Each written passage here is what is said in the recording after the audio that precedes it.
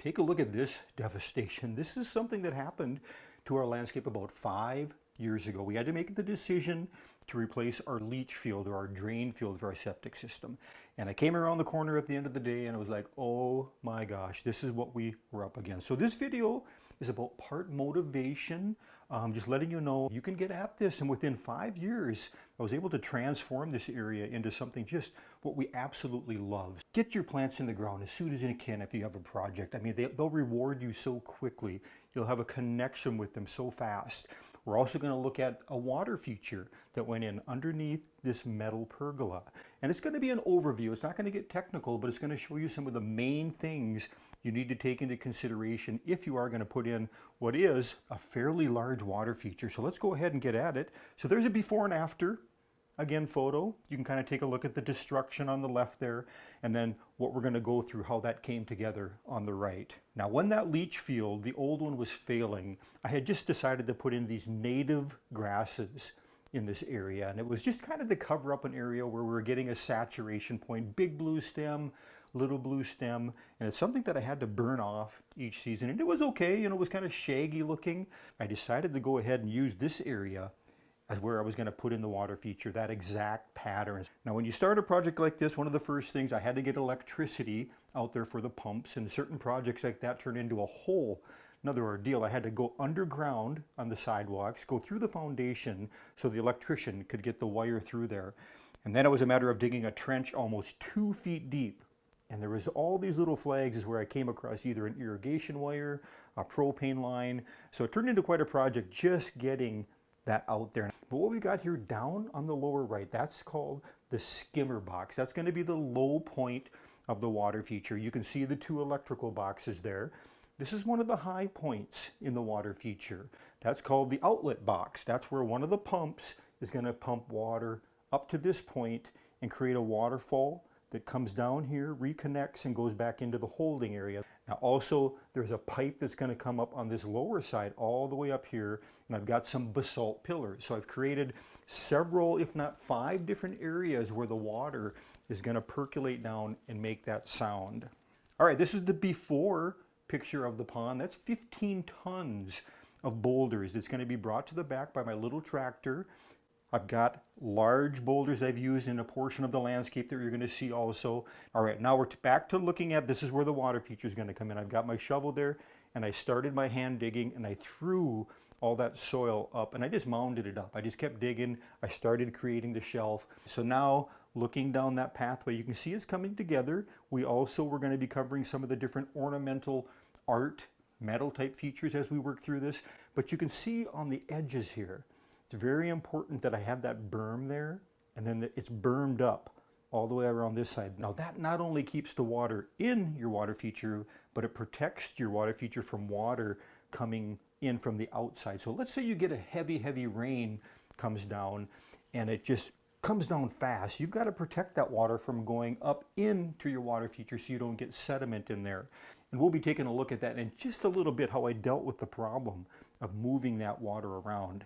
So as we dug, you can see this is the low point here. The rubber liner that we've got here, we do have a fabric underneath.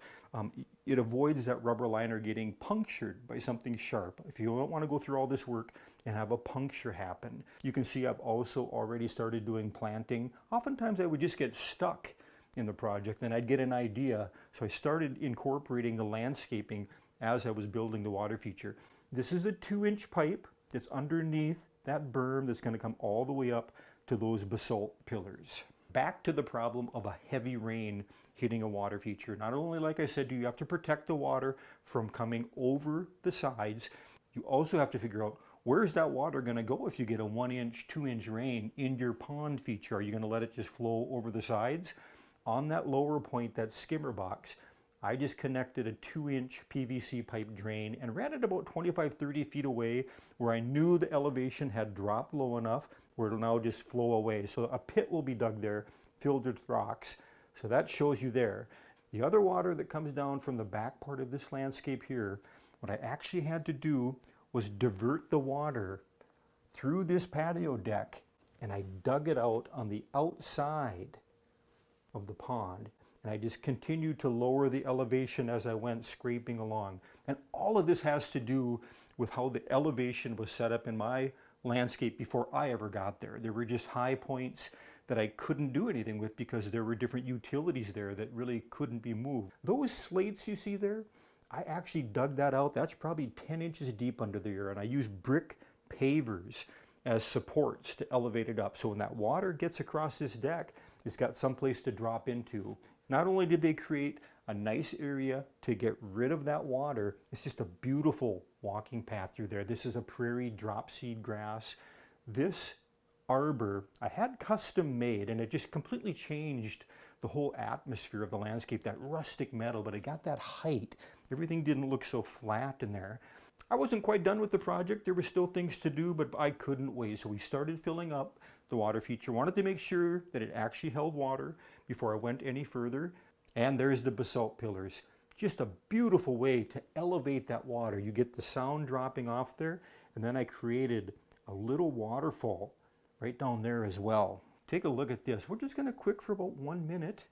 We're going to look through and watch how the water goes through here.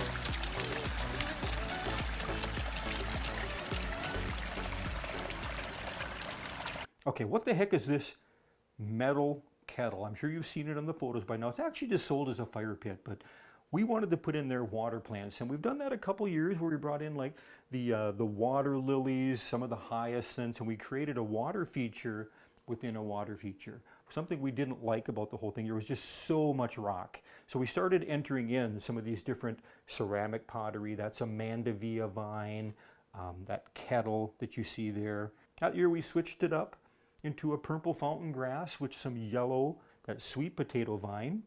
This thing, it's a 48-inch circular sphere type metal thing. It was just something odd, something unique. The chickadees, the sparrows absolutely love this, so that's created kind of an area that we just like to sit there and watch birds. Then I also went one step further and I put this stainless steel gazing globe within the globe. And it created, again, off that iron, rusty area, we created another contrast, if you will. But look at the frames that pergola creates as you look through. It's just a natural type frame thing, and that's something I always mention or like to create in gardens, is a visual point that draws your eye, and this accomplishes that on so many different levels. There's one of my favorite photos. This is actually my view when I have a nice rain day and I sit in a little rocking chair looking outside my garage. I can look out at this and it just draws your eye out, curves off. I did a video recently on an outdoor heated solar shower underneath that gazebo with the grapevines. So if you're interested in something like that, go ahead, subscribe.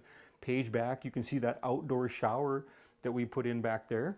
Back to the devastation photo. So you can see what we've gone to, just an absolute transformation. Now a lot of this I came up with just as I worked on the project, and that's how I roll. I'm not real good at putting something down on paper. I might put down a rough sketch or something, help me kind of frame it out as far as my footage. But for the most part, my shovel becomes my paintbrush, quite honestly. And I work as I go, and I'm always changing, oftentimes removing plant material, changing out plant material. So again, a before and after from that early photo. This is an upper view up on our deck. And one last video just showing you the panoramic of this, of the whole area. Picture in your mind what that looked like when it was all tore apart and how it came together just beautifully. Look at that baby blue eyes, Colorado spruce, that blue. Isn't that something? This is another whole bed that eventually, we'll talk about that. There's some very unique plants in there. And one last photo there of our project. I'm looking forward to sunnier days where I can work on that tan again. We're stuck with winter here. That's why we're doing this indoors today. I appreciate you watching. I hope you got some ideas for your landscape. We'll see you again next video.